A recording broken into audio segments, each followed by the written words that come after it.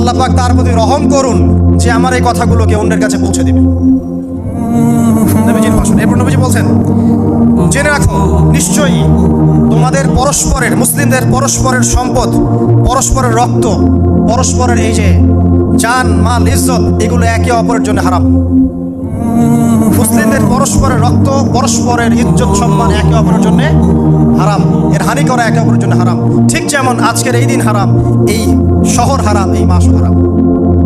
নবী করিম সাল্লাল্লাহু আলাইহি ওয়াসাল্লাম বলছিলেন, জেনে রাখো তিনটা বিষয়ে যেন তোমাদের অন্তর কখনো খেয়ানত না করে।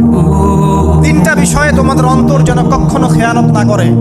এক, তোমরা যে কাজটাই করবা শুধু আল্লাহ পাকের সন্তুষ্টির জন্য করবে। তোমরা যে কাজই করবে শুধু আল্লাহর সন্তুষ্টির জন্য করবে। তোমাদের শাসক বর্গের কল্যাণ কামনা করবে। তোমাদের শাসক বর্গের কল্যাণ কামনা করবে।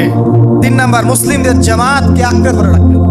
মুসলিমদের ইউনাইটেড কমিউনিটিকে আঁকড়ে ধরে থাকবে। এই তিনটা বিষয় পালনের ক্ষেত্রে তোমাদের অন্তর যেন খেয়ানত না করে।